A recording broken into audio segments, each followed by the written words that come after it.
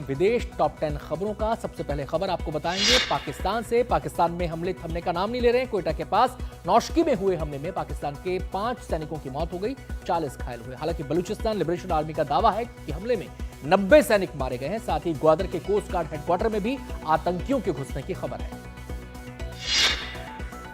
International space station में फंसी भारतीय मूल की अंतरिक्ष यात्री सुनीता विलियम्स और बुच विल्मोर अब जल्द पृथ्वी पर वापसी करने वाले हैं। स्पेसएक्स का क्रू 10 मिशन रविवार को अंतर्राष्ट्रीय अंतरिक्ष स्टेशन पर सफलतापूर्वक पहुंच गया।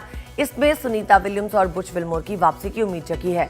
दोनों पिछले करीब 9 महीने से अंतरिक्ष में फंसे हैं।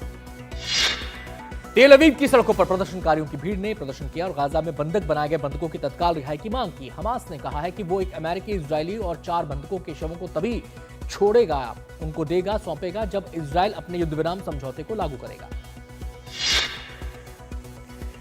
सैकड़ों फिलिस्तीनी उत्तरी गाजा के बेत लाहिया में इफ्तार के लिए इकट्ठा हुए। वहां निवासियों ने इफ्तार के लिए मिलने का फैसला किया ताकि वो अपने भोजन को दूसरों के साथ साझा कर सके।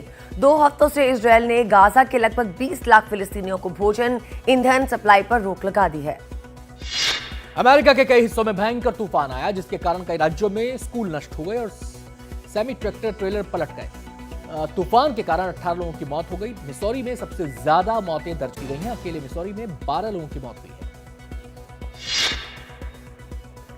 अमेरिका द्वारा यमन पे हमले में करीब 31 लोगों की मौत हुई है। अमेरिका के राष्ट्रपति डोनाल्ड ट्रंप के राष्ट्रीय सुरक्षा सलाहकार ने कहा कि हमलों में कई हुती नेताओं को सफलतापूर्वक निशाना बनाया गया। ट्रंप ने ईरान को विद्रोही समूह का समर्थन बंद करने की चेतावनी भी दी है। रूसी राष्ट्रपति के सहयोगी यूरी उशाकोव ने कहा कि मॉस्को रूसी राष्ट्रपति व्लादिमीर पुतिन और अमेरिकी राष्ट्रपति डोनाल्ड ट्रंप के बीच संभावित बैठक की तैयारी कर रहा है। उशाकोव ने कहा कि अगर आवश्यक हुआ तो बैठक होगी। रूस के रक्षा मंत्रालय ने घोषणा की है कि उसके रक्षा बलों ने पश्चिमी कुर्स्क के क्षेत्र के 2 और बस्तियों पर नियंत्रण कर लिया है, जबकि यूक्रेनी राष्ट्रपति वोलोदिमीर ज़ेलेंस्की ने इस दावे का खंडन किया।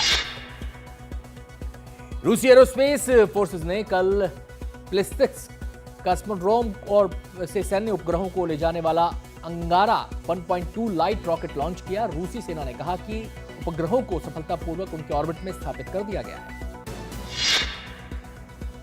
रूस के आर्कटिक शहर नोरिल्स्क में भारी बर्फबारी हुई, जिससे यातायात बाधित हुआ और उड़ानों में देरी हुई। रिहायशी इलाकों में 1 मीटर ऊंची बर्फ जम गई, जिससे स्थानीय लोगों का पैदल चलना मुश्किल हो गया।